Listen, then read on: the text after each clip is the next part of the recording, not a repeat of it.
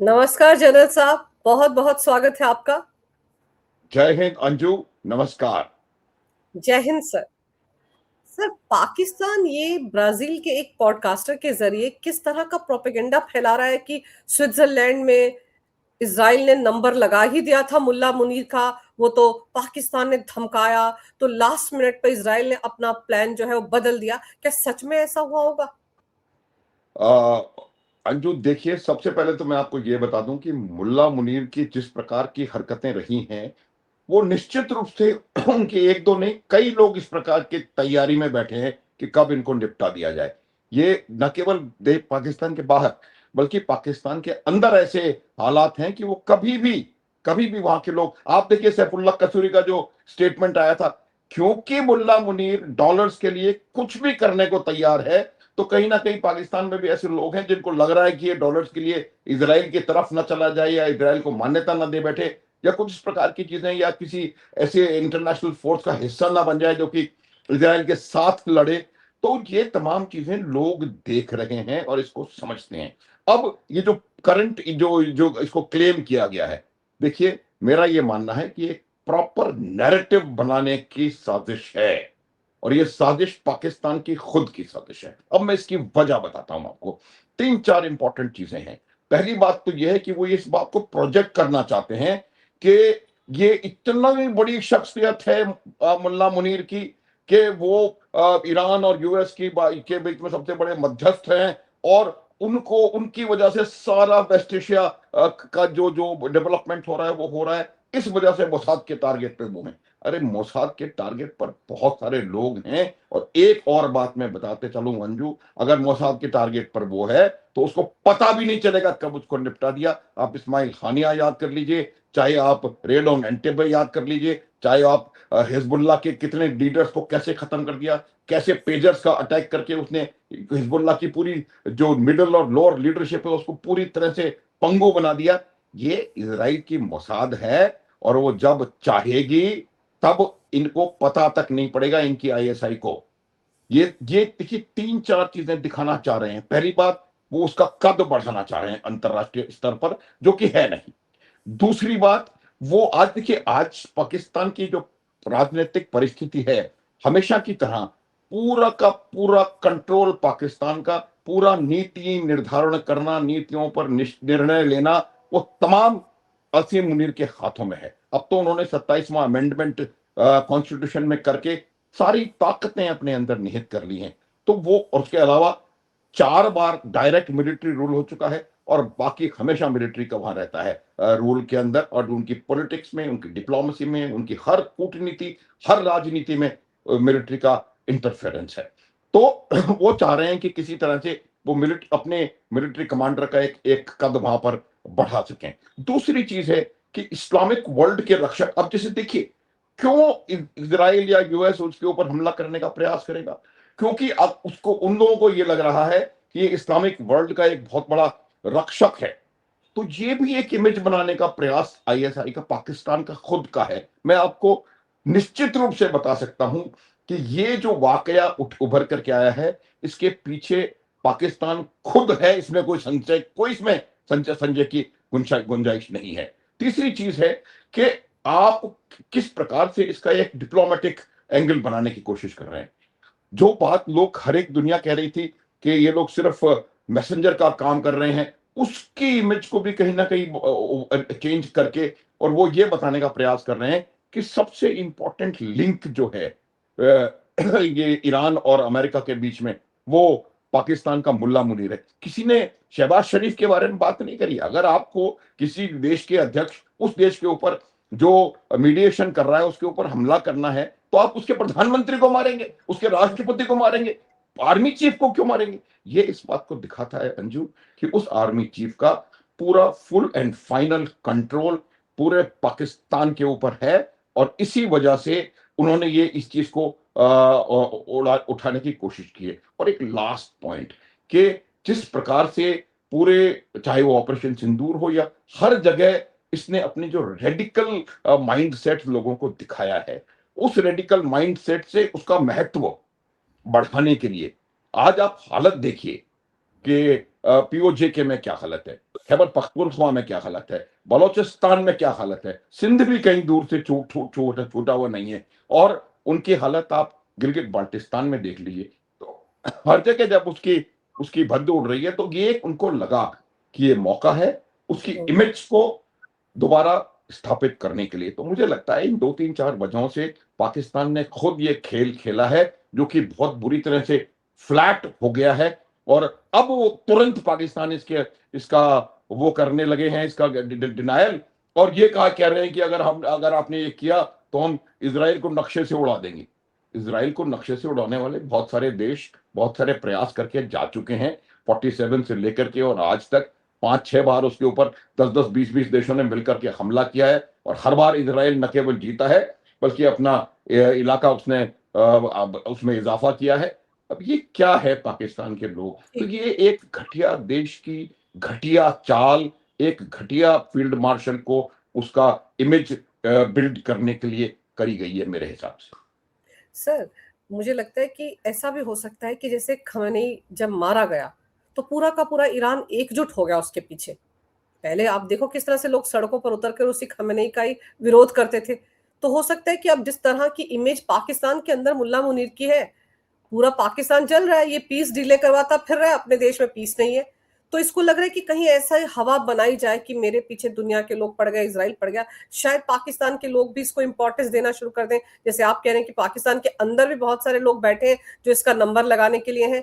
और सर, अगर मोसाद सच में इसको टारगेट पर ले चुका है, तो फिर तो वो बताएगा थोड़ी पाकिस्तान को, या पाकिस्तान की इंटेलिजेंट एजेंसी इतनी महान हो गई कि उनको पता चल गया कि मोसाद ऐसा करने वाला है और उन्होंने प्लान भी चेंज कर लिया। मतलब पाकिस्तान जैसे देखिए, देश इस तरह की बातें करे तो कुछ सोच के तो बोलना चाहिए। कौन हाँ, यकीन करेगा उनकी इन बातों पर?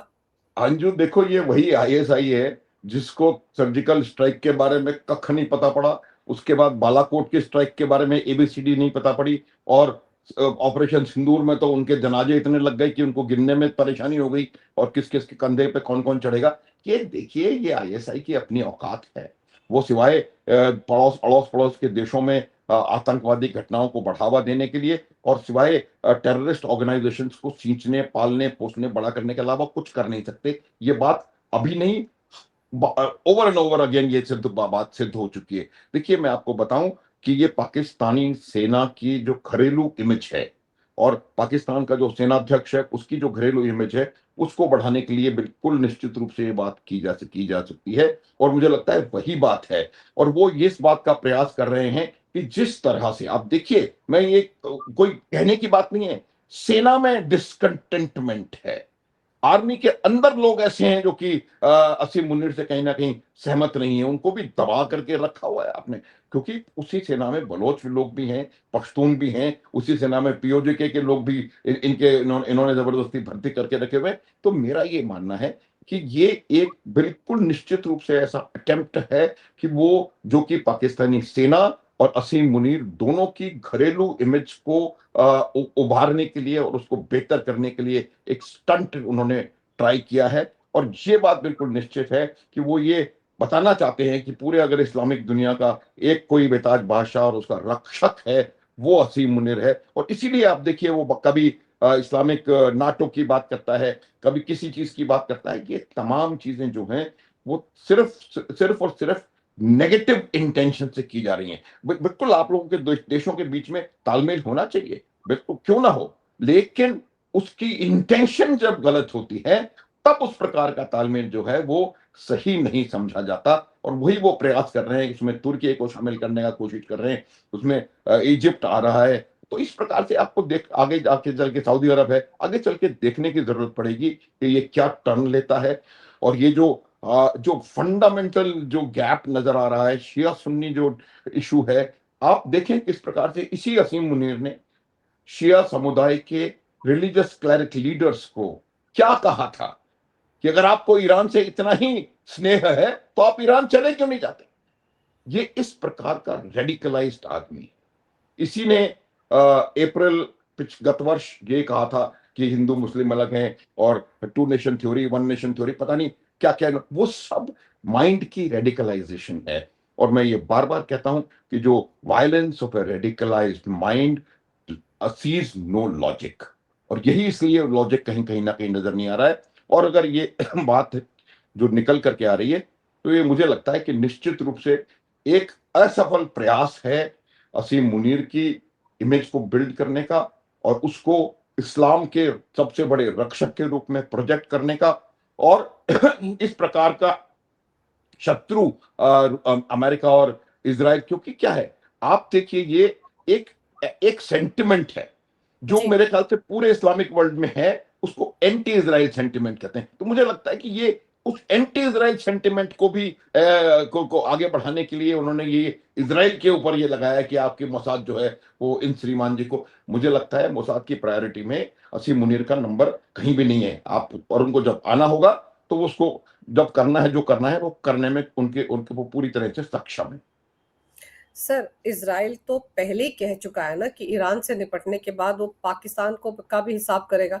तो ये बातें तो नेतन्याहू कितनी बार कह चुके हैं। तो कहीं न कहीं लिस्ट में तो है ये दोनों के दोनों, शहबाज शरीफ भी होगा और ये मुल्ला मुनीर भी होगा। और जब इसका नंबर लगेगा सर तब तो लगेगा, मुझे तो ऐसा लग रहा है कि डर लग रहा है इनको कि अब जब ये एक तरह से वॉर थोड़ा बहुत रुकता दिख रहा है, समझौता हो गया, तो फिर इज़राइल जो है वो पाकिस्तान का नंबर लगाएगा लगाएगा। अब ईरान पर तो शायद इज़राइल हमला नहीं करेगा, लेकिन पाकिस्तान को पकड़ेगा। तो ये मुझे लग रहा है डर के मारे पहले से बोलने शुरू हो गए कि हमारा नंबर लगने वाला है, और इनको पता नहीं कि जब लगेगा तो इनका क्या खेल हो जाएगा। लेकिन सर, ये एक पाकिस्तान की फितरत भी है ना, जब इनके देश के अंदर खुद बवाल मचा हुआ है, तो ये ध्यान डाइवर्ट करने के लिए भी इस तरह की हरकतें करते हैं। और दूसरी तरफ अगर सर हम ईरान की बात करें, तो ईरान ने जिस तरह से खमेनेई के अंतिम संस्कार के लिए 4 जुलाई का दिन तय किया गया और पूरी दुनिया भर में न्योते भेजे जा रहे हैं सर, मतलब पता नहीं किस तरह की डिप्लोमेसी है सर। मैं तो ये मानती हूँ कि अगर किसी को किसी की मौत से दुख होता है तो आदमी खुद ही चला जाता है, लेकिन यहाँ न्योते भेजे जा रहे हैं, उसको भी एक इवेंट की तरह सेलिब्रेट किया जा रहा है। और भारत को भी न्योता भेजा गया है, पीएम मोदी को भी न्योता भेजा गया है। इसको आप कैसे देखते हैं सर?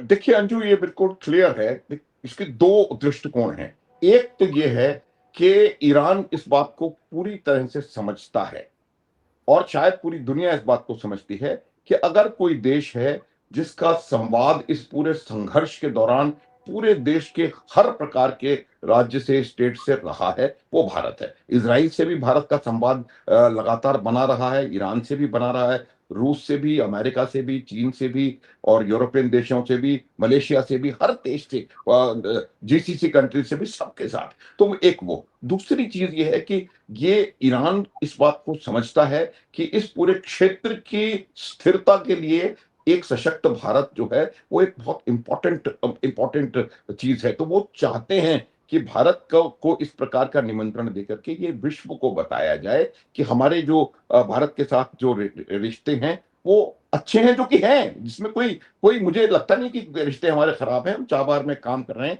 हमारे ईरान के साथ बहुत पुराने, सदियों पुराने रिश्ते हैं। ये कोई रिश्ते ईरान के साथ भी नए नहीं बने हैं। पाकिस्तान तो पैदा ही 80 साल पहले हुआ है। तो ये जो हमारी इस चीज को भी कहीं ना कहीं देखा गया है। और तीसरी चीज जो मुझे लगता है कि जो जो जो वेस्ट एशिया की जियो पॉलिटिक्स है, उसमें भी भारत को एक इंपॉर्टेंट प्लेयर के तौर पे देखा जा रहा है। तो इसलिए वो चाहते हैं कि प्रधानमंत्री ईरान की विजिट करें। और जी। इसमें एक वजह, एक चीज और बताता हूं कि वो ये है कि ये उनको एक अच्छा कारण लगा कि इस कारण से प्रधानमंत्री को शायद बुलाया जा सके। तो ये इस वजह से और ये निमंत्रण आया है, और इसमें बहुत ज्यादा इनसाइड जाने की मुझे मुझे लगता है बहुत जरूरत, आवश्यकता नहीं। तो ऑप्शंस क्या रहेंगे भारत के सामने सर, जब न्योता आया है तो डिप्लोमेसी तो ये कहती है ना किसी को तो भेजना पड़ेगा। हाँ बिल्कुल, ऑप्शंस मुझे लगता है 3-4 हमारे पास ऑप्शंस हैं। एक ऑप्शन तो ये है कि वो स्वयं जाएं। ऑप्शन की जब बात हो रही है तो होगा या नहीं होगा वो नहीं बात कर रहा हूं, मैं कह रहा हूं ऑप्शन ये है कि वो स्वयं जाएं। उसके रेपरकशंस हैं हमारे, किस प्रकार से हम लोगों ने पहले इस चीज को हैंडल किया है, प्रधानमंत्री इस प्रकार के कौन कौन सी जगहों पर पहले गए हैं। आप अगर देखें, जब यहाँ के राष्ट्रपति का जो जो शपथ ग्रहण हुआ था उसमें भी बुलाया गया था कई साल पहले, जिस दिन इस्माइल हानियों को मारा गया है उस समय भी भारतवर्ष ने अपने विदेश मंत्री को वहां पर भेजा था। तो मुझे ये लगता है कि एक ऑप्शन ये है कि प्रधानमंत्री स्वयं जाएं। ये इसकी लाइकलीहुड मुझे काफी कम लग रही है, क्योंकि इसके रेपरकशंस काफी ज्यादा हैं। और जिस प्रकार का इस समय जियोपॉलिटिकल एनवायरनमेंट बना हुआ है, उस इस ऐसे में भारत के प्रधानमंत्री का ईरान में जाकर के शायद एक ऐसा शायद एक ऐसा मैसेज जाए कि हम साइड ले रहे हैं। हमने पूरे संघर्ष के दौरान ऑल अलाइनमेंट की नीति और किसी भी साइड में नहीं जाने की नीति को अपनाया है। हमने ईरान से भी बात की है, ईरान के विदेश मंत्री भी भारत दौरे पर आए हैं और इज़राइल से भी हमारी बातचीत है और सबसे। तो मेरा ये मानना है कि इसके चांसेस कम लग रहे हैं, कुछ भी हो सकता है, मैं ये नहीं कह रहा हूँ है क्या। दूसरा ऑप्शन है कि किसी बहुत सेकंड इंपॉर्टेंट आदमी को भेज दिया जाए। उदाहरण के लिए आप अपना पार्लियामेंट के स्पीकर को भेजते हैं, बहुत बहुत बड़े हैं, एक पॉसिबिलिटी हुआ है वाइस प्रेसिडेंट चले जाएं जो कि अपर हाउस के स्पीकर हैं, या विदेश मंत्री चले जाएं, तो वो एक संभावना है। उससे मैसेज भी हो जाएगा, भारत का रिप्रेजेंटेशन भी हो जाएगा और एक अच्छा मैसेज जो है जाता हुआ नजर आएगा। उसमें भी रेपरकशंस उसके अंदर हैं। देखिए, इस जनाजे में मुझे लगता है 2 करोड़ के लगभग लोगों की हिस्सा लेने की संभावना है। और वैसे ऐसे में आप अपने राष्ट्राध्यक्ष को की सुरक्षा का किस प्रकार से प्रयास करेंगे, किस प्रकार से उसको इंश्योर करेंगे, बहुत सारी चीजें इसमें कहीं ना कहीं नजर आती हैं। तो ये भी मुझे लगता है कि ये पॉसिबिलिटी तो है, लेकिन इसको भी शायद प्रायोरिटी टू। तीसरी चीज ये है जो कि लो ऑप्शन है, कि जो हमारे वहां पर हमारे राजदूत हैं, उनको कहा जाए कि आप भारत सरकार के प्रधानमंत्री के रिप्रेजेंटेटिव के रूप में इसमें हिस्सा लें। तो कुछ भी पॉसिबल संभव है। हमारे रिश्ते ईरान के साथ ठीक हैं, इस वजह से किसी के भी जाने में कोई परेशानी नहीं है। लेकिन प्रधानमंत्री के जाने के साथ बहुत सारी चीजें कनेक्टेड हैं, इंक्लूडिंग सिक्योरिटी। उनकी सिक्योरिटी को का यकीन करना, क्या किस प्रकार से वहां करेंगे। और वहां पर आप देखिएगा, अच्छा एक और चीज इसमें ये होगी, उन्होंने जरूर पाकिस्तान के प्रधानमंत्री को भी बुलाया होगा, वो जाएंगे और हम नहीं जाएंगे तो भी उसका भी वो बात का बतंगड़ बनाने की कोशिश करेंगे। लेकिन मेरा फिर भी यही मानना है कि प्रधानमंत्री को इस में जाने की आवश्यकता नहीं है। किसी और समय एक बेहतर सर्कमस्टेंसेस में जाकर के प्रधानमंत्री का दौरा ईरान का किया जा सकता है, क्योंकि ईरान से हमें कोई तकलीफ नहीं है। ईरान हमारा ट्रस्टेड और बहुत पुराना मित्र राष्ट्र है। तो उसमें जा तो या तो आप किसी मंत्री को या डिप्लोमेट को यहां से भेजें, अन्यथा अपने राजदूत को एज ए रिप्रेजेंटेटिव अपना बना करके कि आप प्रधानमंत्री को वहां का प्रतिनिधित्व वहां करें, वो किया जा सकता है। तो मुझे लगता है कि प्रधानमंत्री शायद शायद इसको स्वीकार करेंगे, इसका जवाब देंगे, लेकिन अपना रिप्रेजेंटेटिव वहां पर भेजेंगे। लेकिन सर, आप ये सोचिए कि ईरान ने जिस तरह से न्योता भेजकर भारत को कह सकते हैं कि डिप्लोमेटिकली कहीं न कहीं कोई ना कोई गेम खेलने की कोशिश की है भारत के साथ। आप मानते हैं इस चीज़ को? क्योंकि उसको भी तो पता है कि इज़राइल के साथ भारत के क्या रिश्ते हैं। और जब ये वॉर शुरू हुआ था उससे पहले पीएम मोदी इज़राइल गए थे, नेतन्याहू से मिलकर आए थे, हाँ? तो और भारत के प्रधानमंत्री ने जी7 में डोनाल्ड ट्रंप से भी मुलाकात की है। तो कहीं न कहीं तो ये भी कहा जा रहा है कि डर लग रहा है शायद ईरान को कि इस अंतिम संस्कार के दौरान कहीं ऐसा ना हो कि इज़राइल कोई हमला कर दे, और उनको लग रहा है कि अगर वहाँ पर पीएम मोदी की प्रेज़ेंस रहेगी तो शायद इस तरह के हमले नहीं करेगा, यकीनन नहीं करेगा इज़राइल। क्या ऐसी भी कोई स्ट्रैटेजी हो सकती है? क्या इस तरह से भी सोच रहा होगा हाँ, ईरान? हाँ, मुझे लगता है इसकी संभावना हो सकती है। लेकिन मेरा ये मानना है कि उस चीज को नेगेट करने के लिए, सिर्फ उसके लिए मुझे प्रधानमंत्री को वहां बुलाया जाए, ये थोड़ा सा दूर का असेसमेंट मुझे लगता है। देखिए, भारत को ईरान की नजरों में न केवल वो एक रीजनल पावर है, कहीं ना कहीं ईरान भारत को एक बड़ा वर्ल्ड ऑर्डर के अंदर एक अच्छे इंपॉर्टेंट प्लेयर के तौर पर देखता है। इसमें संदेह नहीं है। भारत चौथी दुनिया की सबसे बड़ी अर्थव्यवस्था है, दुनिया की सबसे ज्यादा पॉपुलेशन भारत में है। हर चीज में भारत की जो ग्रॉस नेशनल पावर है, या फिर आप उसको कॉम्प्रिहेंसिव नेशनल पावर कह सकते हैं, वो बहुत ज्यादा है। और आज जिस प्रकार की परिस्थिति भारत की है, पूरे सारी दुनिया, अमेरिका भारत के साथ बेहतर रिश्ते बनाने में है, चीन के साथ हमारे, पूरी दुनिया में भारत का महत्व है। और जब ये एक चीज नजर आ गई है कि यूनिपोलर वर्ल्ड अब नहीं रहा विश्व, और इसमें कई सारे शक्ति के केंद्र उभर करके आ रहे हैं, तो निश्चित रूप से ईरान का ये मानना है कि भारत एक इंपॉर्टेंट शक्ति केंद्र है। इस वजह से उन्होंने भारत को ये इनविटेशन दिया है। लेकिन मेरा ये अभी भी मैं कह रहा हूं कि ये जो अवसर है, वो इसको समझने की जरूरत है। अली खamenei कौन थे? अली खामनेई ईरान के सबसे बड़े नेता, न केवल नेता ईरान के नेता थे, बल्कि वो एक बहुत बड़े रिलीजियस फिगर थे। आपको मैं बता सकता हूँ, आप कश्मीर में या हमारे देश में, पूरी दुनिया के मुसलमानों के लिए, सिर्फ शिया। हाँ, शिया शिया मुस्लिम्स के लिए, आप देखेंगी शिया मुस्लिम्स के घरों में, चाहे वो भारत में हो, चाहे नाइजीरिया में हो, चाहे कहीं भी हो, उनके घरों में हर एक व्यक्ति के पास अली खामनेई की और अयतुल्ला खुमैनी दोनों की, जो उसके 1979 उनकी तस्वीरें होती हैं। इतना महत्व था उनका, इतना ज्यादा उनको माना जाता था। तो ये अवसर जो है, और वो पश्चिम एशिया के तमाम आईआरजीसी के मुख्य रणनीति नीतिकार, उसको किस प्रकार से इन्होंने इस परिस्थिति में भेजा कि वो अमेरिका जैसी सुपर पावर के सामने इतने दिन तक खड़े रह करके उसको जवाब दे सके। तो ये सब, इन सब चीजों के मुख्य रणनीतिकार और मुख्य प्लानर जो थे, वो अली खामनेई थे। तो वो बहुत इंपॉर्टेंट फिगर थे। और जिस प्रकार से और जिन सर्कमस्टांसेस में उनको शहीद किया गया, इस उम्र में नमाज करते समय, या बिल्कुल ऐसे समय घर में बैठे हुए थे, तो उससे उनका कद और बढ़ा। तो ये एक बहुत ऐतिहासिक अवसर था। और इस वजह से वो उनका प्रयास ईरान का है कि उस ऐतिहासिक अवसर पर दुनिया के जो इंपॉर्टेंट कंट्रीज हैं, उनसे इंपॉर्टेंट लोग आकर के यहाँ पर शिरकत करें, ताकि उससे एक मैसेजिंग की जा सके। और ये मैसेजिंग, क्योंकि मैं फिर इसको दोहराऊंगा कि भारत को न केवल क्षेत्रीय शक्ति, बल्कि विश्व के अंदर एक उभरती हुई शक्ति के रूप में ईरान मानता है, पहली बात।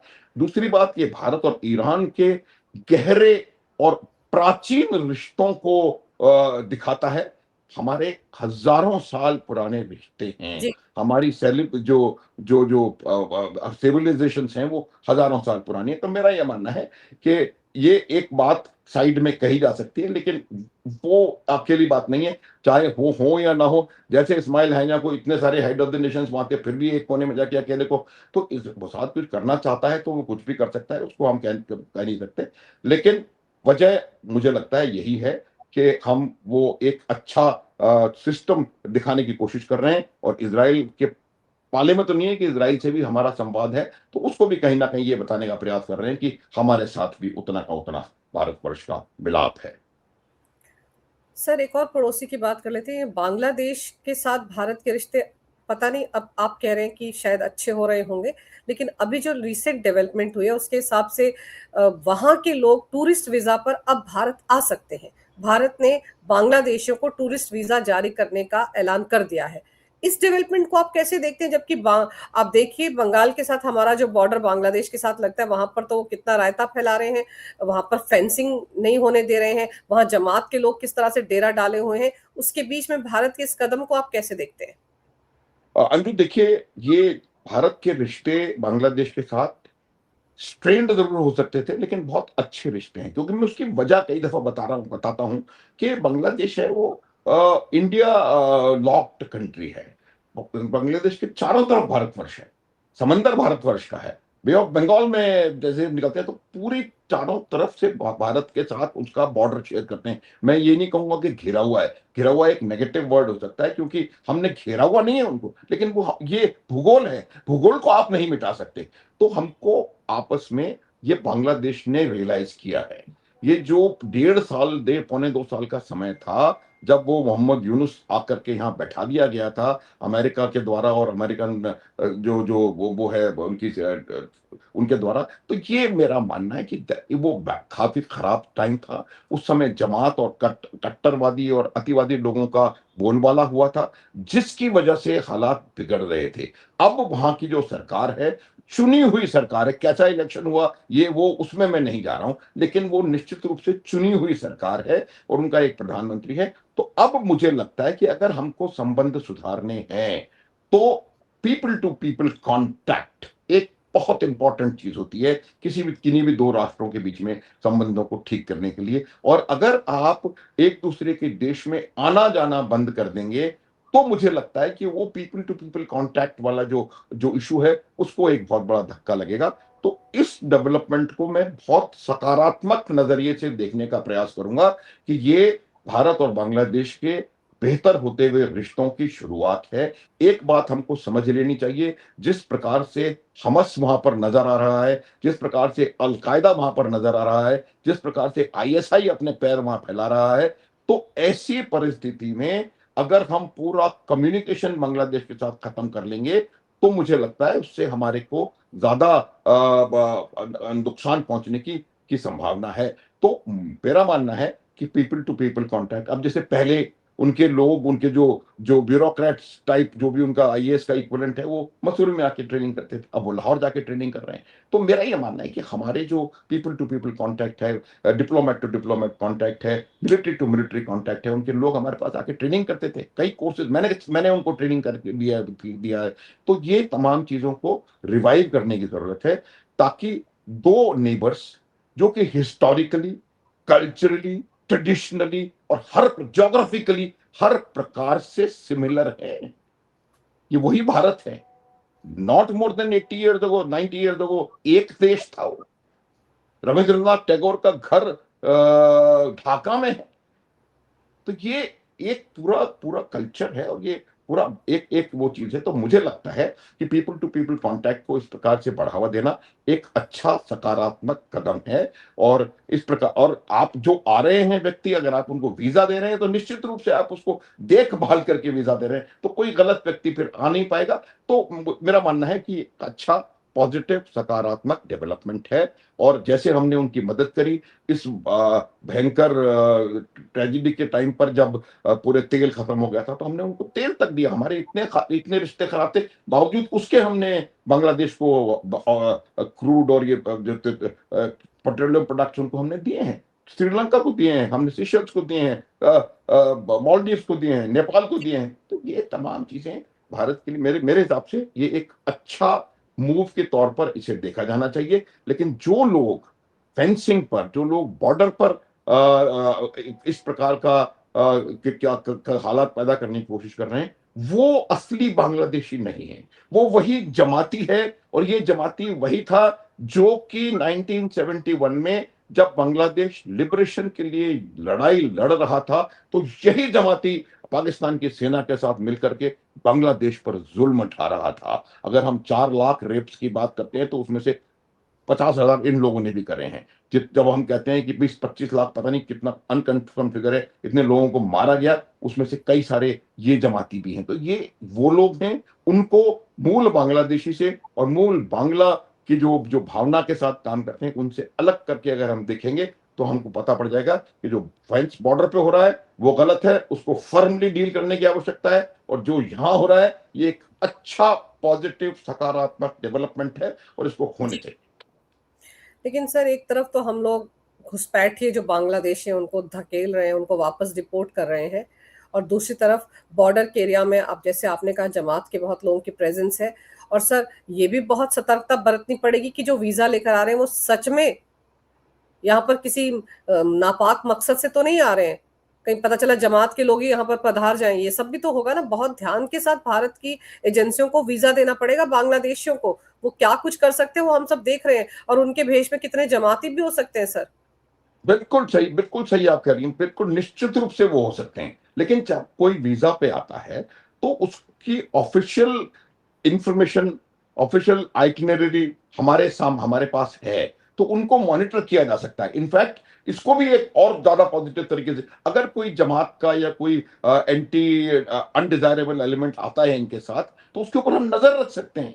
उससे हमको एक और ज्यादा बड़ी चीज को शायद अनर्थ करने में भी लाभ मिल सकता है। तो ये मान लीजिए कोई वहां से वीजा लेकर के आ रहा है, और यहाँ पर आकर के वो स्लीपर सेल से अपने मुलाकात कर रहा है, या किसी और प्रकार से आगे बढ़ने की कोशिश कर रहा है, या ऐसे एजेंट्स के साथ उसकी उसकी बातचीत हो रही है, तो उसको भी हम मॉनिटर कर सकते हैं, क्योंकि वो आधिकारिक तौर पर यहाँ आया है, जिसकी खबर हमारे पास है। और चूंकि हम जानते हैं इस बात को कि उसमें गलत लोग भी हो सकते हैं, तो उनके ऊपर नजर रखना भी आसान हो जाएगा। तो मुझे लगता है इसको भी हम उस प्रकार से देखेंगे।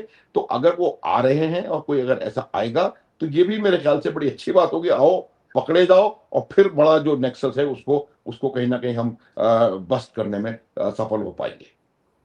बिल्कुल, क्योंकि सर देखिए, आईएसआई की लगातार प्रेजेंस है बांग्लादेश में, रिश्ते दोनों के बड़े अच्छे हो रहे, डायरेक्ट फ्लाइट्स चल रही हैं। हाँ, और पाकिस्तानियों को तो भारत में अभी कोई वीजा मिलता ही नहीं है, वो तो आ ही नहीं सकते जिस तरह के रिश्ते हमारे हैं। तो पाकिस्तानी वाया बांग्लादेश भी आ सकते हैं, इस पे भी बहुत नजर रखनी पड़ेगी। हमने वीजा देने का ऐलान तो कर दिया है, लेकिन वीजा किन किन लोगों को मिल रहा है इस पर बहुत ज्यादा तहकीकात करनी पड़ेगी हमारी ही एजेंसियों को जो वहां पर तैनात है। चलिए देखते हैं क्या कुछ होता है। लेकिन सर, आपने समय निकाला, बहुत विस्तार से इन विषयों पर बहुत अहम जानकारी मेरे दर्शकों को दी। आपका बहुत बहुत धन्यवाद। नमस्कार। भारत माता की जय। वंदे मातरम। जय हिंद। जय हिंद, जय भारत। जय भारत।